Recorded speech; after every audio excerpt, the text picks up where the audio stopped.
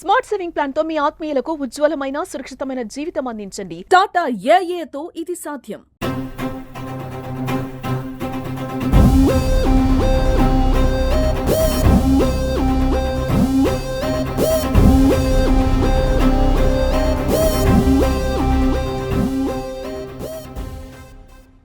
ఆర్మీలో పనిచేస్తున్నాడు అనిల్.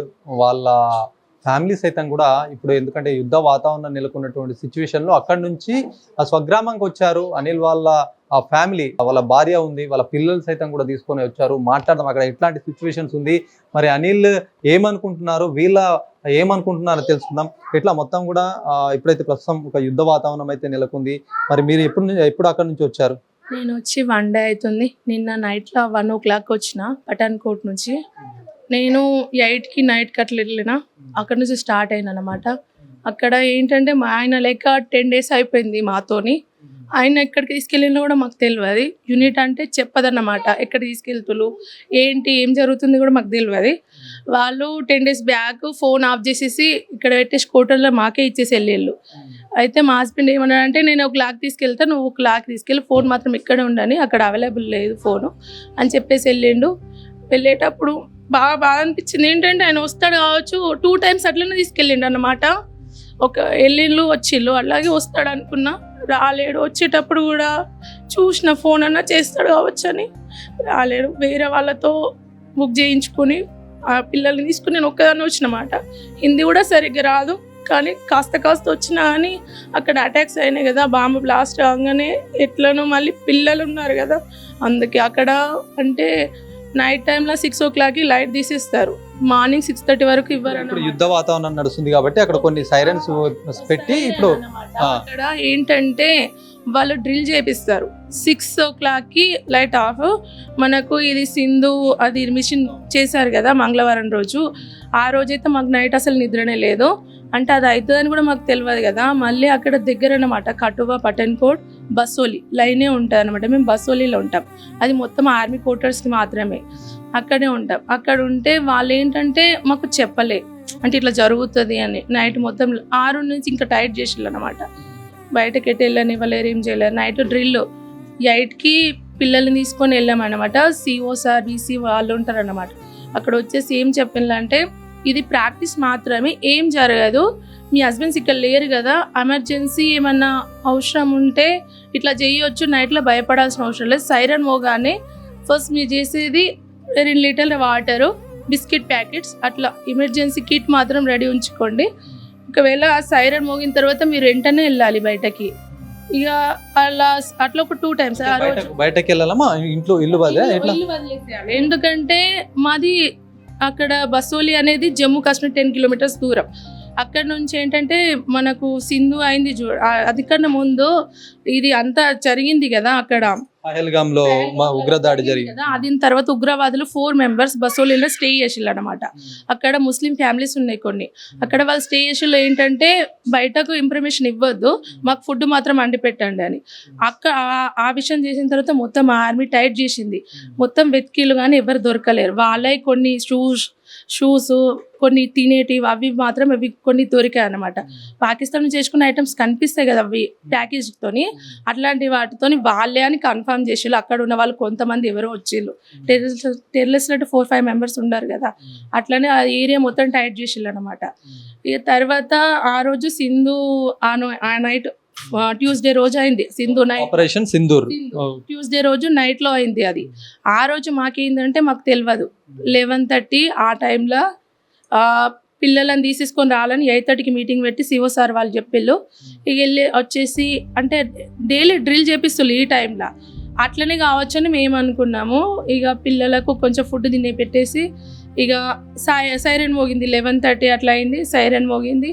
బ్యాగ్ పట్టేసుకుని వెళ్ళినాం అన్నమాట. వాళ్ళ వెహికల్లో కూర్చోబెట్టి, మాకు తెలియదు ఎక్కడికి తీసుకెళ్తారని. సివిలియన్స్ ఉంటారు కదా, వాళ్ళ స్కూల్స్ ఉంటాయి, అక్కడికి తీసుకెళ్ళేసి టైర్ సెక్యూరిటీతో అక్కడ నైట్ ఉంచేసి నెక్స్ట్ డే మార్నింగ్ తీసుకొచ్చి మాకు వచ్చిన తర్వాత న్యూస్ చూసేసరికి అంటే అలా అని చెప్పగానే మా ఆయన లేడు మాతోని. ఎక్కడున్నాడు, ఇంత జరుగుతుంది కదా, ఆయన ఎక్కడున్నాడు అని బాగా ఏడ్చినాం అనమాట. ఎవరికి వాళ్ళు కూడా చిన్న పిల్లలను పట్టుకొని ఉన్నారు అనమాట, వాళ్ళకు కూడా తెలియదు. మేము 2 days 3 days back Pathankot attack జరిగినప్పుడు కూడా మేము అక్కడనే ఉన్నాం.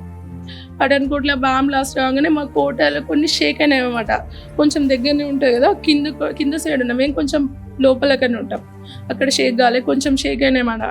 ఇక అక్కడ ఫైర్ వచ్చింది కూడా కనిపించింది నాకు. 2 o'clock ట్రైను అయితే ఇట్లా ఏంటంటే వాళ్ళు ఎవరు రారు మాతో, యూనిట్ వాళ్ళు కానీ ఎవరు కానీ, ఎందుకంటే అక్కడ ఎవరు లేరు కూడా. హస్బెండ్స్ హ్యాండిక్యాప్డ్ ఉంటారు కదా కొంతమంది, బుల్లెట్ తగిలిన వాళ్ళని మాత్రం సెక్యూరిటీ కోసం ఉంచేసి వెళ్ళిపోయారు యూనిట్. ఇక వాళ్ళు ఎవరు తోడు రారు, మీరు అంటే ఒక్క స్టేట్ వాళ్ళు ఉంటారు కదా, అలా మాట్లాడుకొని ఒక ట్రైన్కు చేసుకొని వెళ్ళండి ఆ ఆప్షనే ఇచ్చిల్లన్నమాట.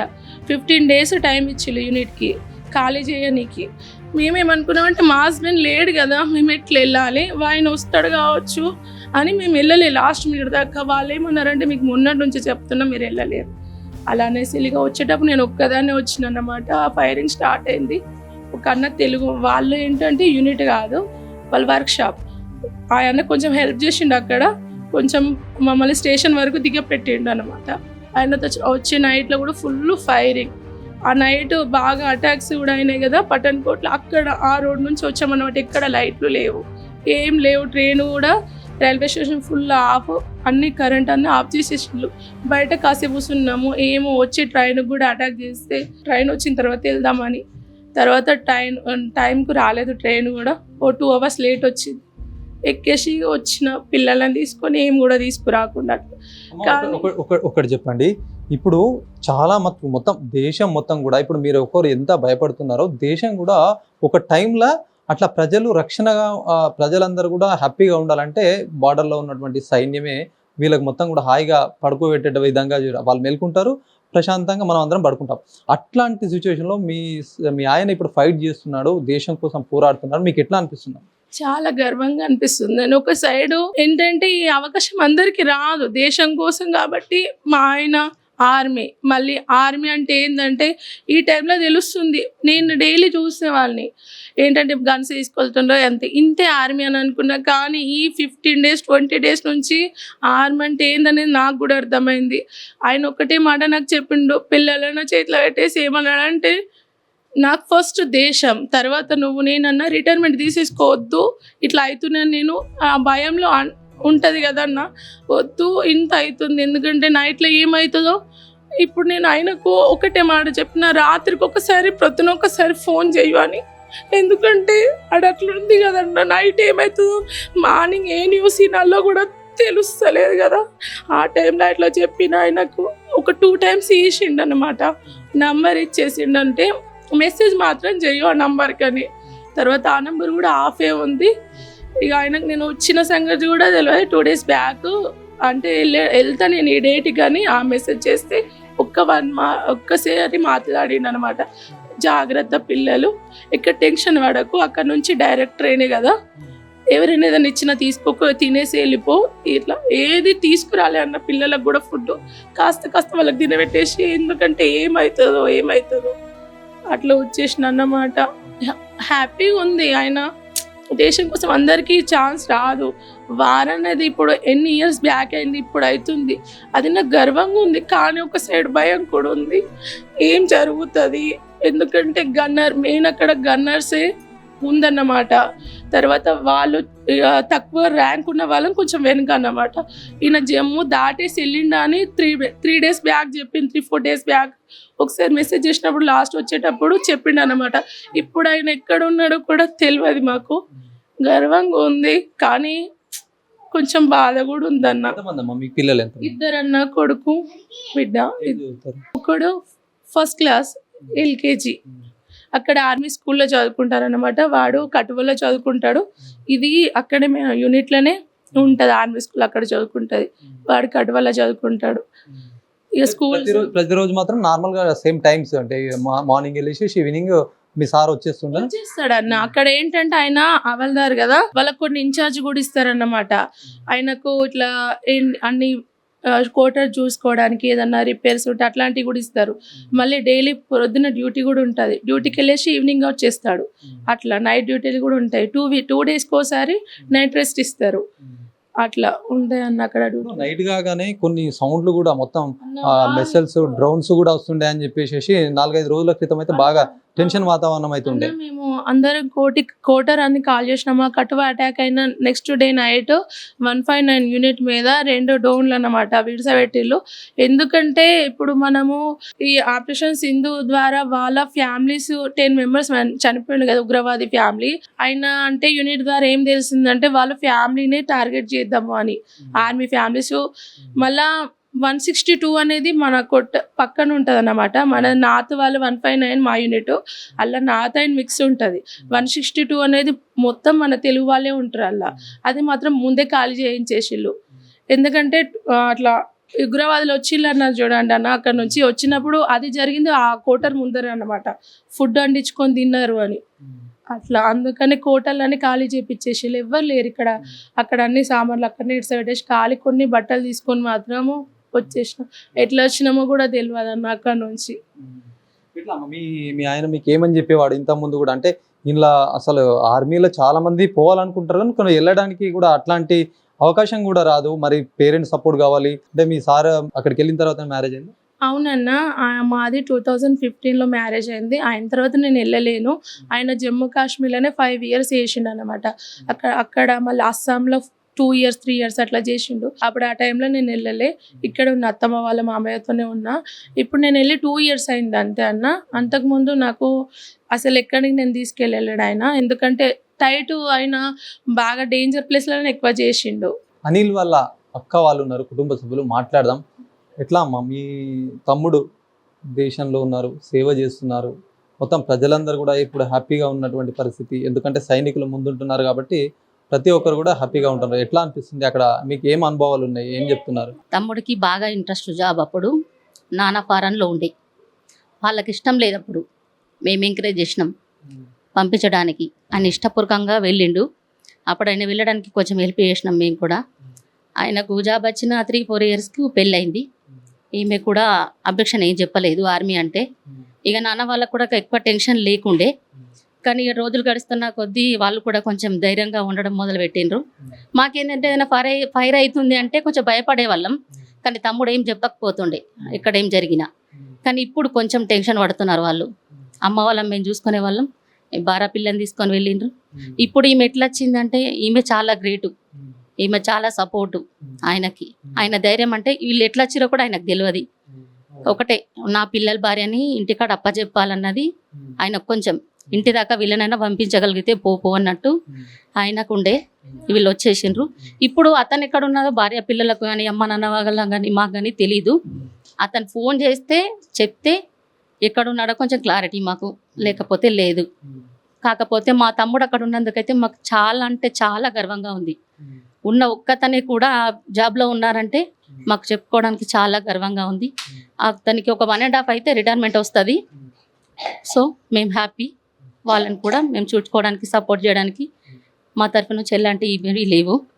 అతను కూడా ధైర్యంగా ఉంటాడు. ఎందుకంటే పిల్లల్ని పంపించారు కాబట్టి మేము ఉంటాం కాబట్టి కొంచెం అతను ఇప్పుడు కొంచెం రిలాక్స్. ఇక అమ్మా నాన్నకైతే కొంచెం టెన్షన్గా ఉంది. ఇక లాస్ట్లో ఇట్లా జరుగుతుంది కదా, అలా కొంచెం టెన్షన్. మొత్తం వీళ్ళు ఇంటికి చేరుకున్నారు. మరి పిల్లలు వీళ్ళందరూ ఇక్కడే మీ కుటుంబ సభ్యులతో హ్యాపీగా ఉన్నారు. మరి ఇప్పుడు అక్కడ పరిస్థితులు వేరు, ఇక్కడ పరిస్థితులు వేరు. పిల్లల్లో కానీ ఏమన్నా ఎట్లా అనిపిస్తుంది వాళ్ళ పిల్లలు ఉండడం కానీ? అయితే సార్ చాలా భయపడారు, అలర్ట్గా కూడా ఉన్నారు. అందుకు సంతోషపడాలి. నైట్ సౌండ్కి అక్కడ ఉన్న దానికి అలవాటు పడిపోయి సైరన్ వచ్చింది మమ్మీ పరిగెత్తుదామా అని చెప్పి లేచి నిద్రలో కూడా అలర్ట్గా ఉన్నారు. వాళ్ళకంతా అలవాటు అయిపోయింది ఆర్మీ అంటే. వాళ్ళ చదువుకునే కానీ వాళ్ళు ఉండే పద్ధతి కానీ వాళ్ళ నాన్న అమ్మ నేర్పింది కానీ వాళ్ళకు చాలా అలవాటు అయిపోయింది అన్నట్టు. ఆ ట్రైన్ సౌండ్కి లేచి పరిగెత్తుతున్నారు నైట్, వెళ్ళిపోదాం అని చెప్పి. సైరన్ మోగుతుంది కాబట్టి అదే సైరన్ అనుకున్నారు. సైరన్ కు అలవాటు పడిపోయిండ్రు. ఆ ట్రైన్ సైరన్ కు వీళ్ళు అలవాటు అయిపోయిండ్రు నైట్. దానికి మేము చాలా హ్యాపీ అనిపించింది నాకు.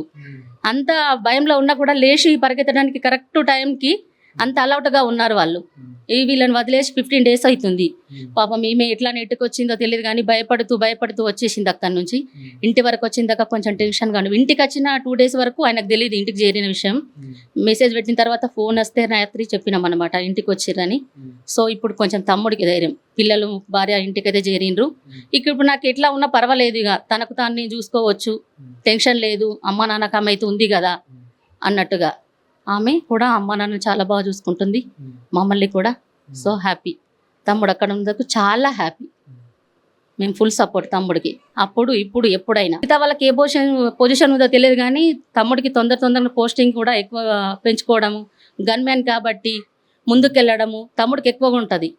ఆ విషయంలో మళ్ళీ ట్రైనింగ్ కోసం తమ్ముడు ఒక 1 month హైదరాబాద్ ఫ్యామిలీని అక్కడనే వదిలేసి పంజాబ్లో 2 months ఇక్కడ పనిచేసిండు హైదరాబాద్లో. మొన్న అంతా వెళ్ళి 1 week అయిందచ్చు తన దగ్గరికి వెళ్ళి, మళ్ళీ అంతలోపు ఇది. మాకైతే చాలా గర్వంగా ఉంది. ఇప్పుడు ఈ సిచ్యువేషన్లో కూడా తమ్ముడు దానికోసం ఫైట్ చేయడం నా మట్టుకైతే నాకు హ్యాపీ, చాలా హ్యాపీ. ఏం జరుగుతుంది ఏం జరగని మేము ఇక్కడ ఉంది తలుచుకునేదంతా దైవాన్ని. ఎక్కడ ఉన్నా తన హ్యాపీగా ఉండాలి, కొంచెం ధైర్యంగా ఉండాలి, బాగుండాలి అని చెప్పి మిగతాదంతా తన చూసుకుంటాడు. సో దేశం కోసం పోరాడడం మాకు చాలా అంటే చాలా గర్వంగా ఉంది. తను ఒక్కడైనా సరే మా ఫ్యామిలీ నుంచి వెళ్ళడం మాకు ఇంకా కాదు. తనని ఆదర్శంగా తీసుకొని మా అక్క వాళ్ళ కొడుకు కూడా సేమ్ అదే ట్రై చేస్తున్నాడు. సో వస్తే తనను కూడా పంపించడానికి మేము సిద్ధమే. మా పిల్లలు చేస్తానంటే కూడా తప్పకుండా అదే చదివిస్తానని ఉంది. నాకు కూడా ఒక బాబు, తను వెళ్తానంటే కూడా సేమ్ ఇంతే ఎంకరేజ్ చేస్తా తమ్ముడికి చేసినట్టు. సో మా తరఫు నుంచి దేశం కోసం పంపించడానికి మేము ఎప్పుడూ సిద్ధమే.